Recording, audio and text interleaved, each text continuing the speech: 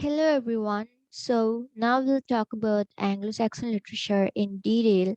And if you have any doubts or suggestions regarding the content, then please let me know through the comment section. I'll be most obliged to reply them.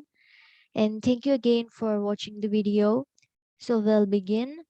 And so, first, I'll be giving you a brief introduction regarding the Anglo Saxon literature, the literature of the period. So, the authentic or formal knowledge of English literature is from the Anglo Saxon or Old English period. And Old English or Anglo Saxon English or literature is remarkable for the richness, and Anglo-Saxon literature has always been an integral part of English literature. And with the advent of Christianity, the themes took on a Christian coloring, which means that all the works that were written during this time has a relation to the themes and stories of the religion and Jesus Christ, which was introduced the Christianity was being introduced with the mission of Augustine at AD 597 in the Anglo-Saxon England. And as in other literature, in English too, poetry preceded prose, and the minstrels and gleemen were the early poets of the Old English period who sang songs and stories, narrated stories in royal courts or on festive occasions. So when Christianity was introduced, the themes had a Christian coloring, and consequently, the Old English poetry could be classified into three major categories: heroic, elegiac, and Christian.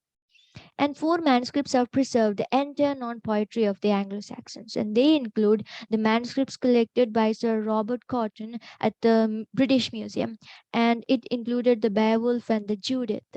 And then comes Codex Exoniensis, or the Exeter books, which is found at the Exeter Cathedral and which was given there by Bishop Leoffrey, and it included elegiac poems, riddles, half-pagan lyricals, pious poems, as well as sententious verses.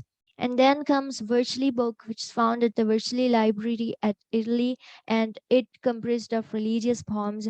And finally, we have Codex Junius, or Junius manuscript, at the Bodleian Library, Oxford, and it preserves Caedmonian poems.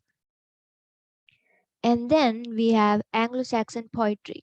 So when we talk about Anglo-Saxon poetry, it contains both pagan and Christian themes. And Beowulf could be considered as the oldest non-surviving epic of the barbaric Teutons, and it's a poem containing 3,182 lines. And it could be considered as a collection of many stories that are strung together by several hands in West Saxon dialect. And if you consider analyze the poem in detail, you can see that the consistency of the poem's construction, as well as the blending of biblical allusions with pagan monsters, makes it distinct. And it deals with two major events that happened in the life of Beowulf. And Beowulf was a young man, in fact, a hero of Geats. And as a young man, he fought and killed the monster Grendel, who ravaged, which had been ravaging the kingdom of the Danish king Hrothgar.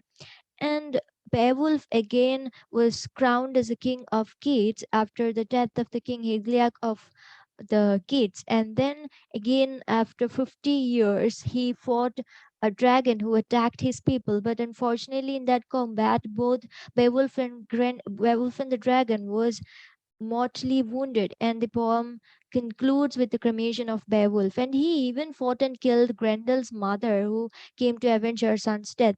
So it deals with all the heroic deeds of Beowulf, and he is considered as the Anglo-Saxon hero because he doesn't have a single fault, and he followed the heroic code as well.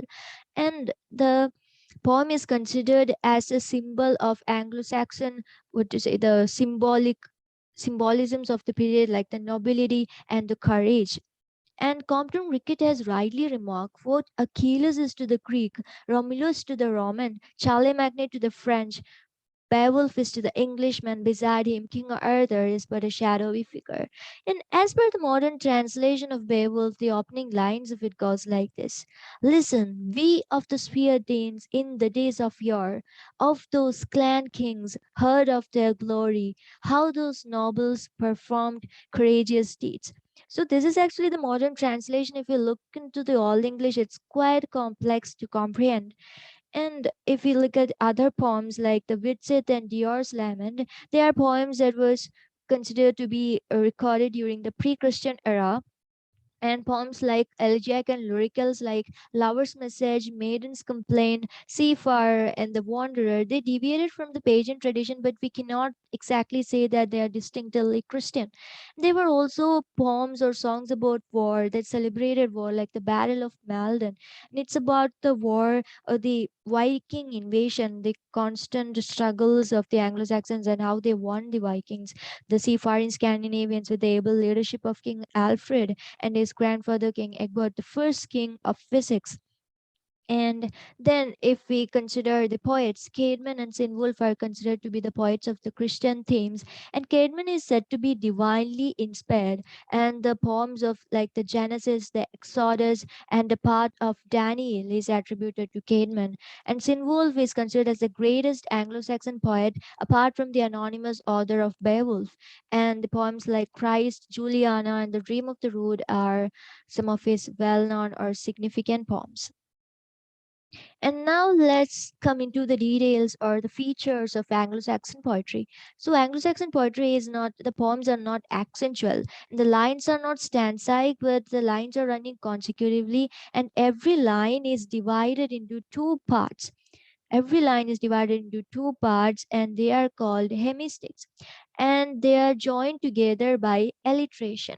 And the poems or the language of the poem or the diction is rich in metaphorical phrases or kennings or periphrastic phrases or compound words. And for example of, I could give you an example of kennings which include the earth worker. So earth worker is a term that substitutes traveler, or seahorse that substitutes ship.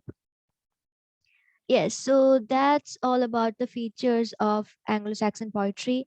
And yes, so now we'll be winding up. So this was actually the Anglo-Saxon literature, especially about Anglo-Saxon poetry in general, in a nutshell. So the next video will be about Anglo-Saxon prose in a nutshell. So if you have any suggestions regarding the contents I make, and if you want me to make more contents on any specific topic, please let me know and I'll work on it. Thank you so much. Thank you for watching the videos. Thank you for your patience. Adios, amigos. Let's meet again.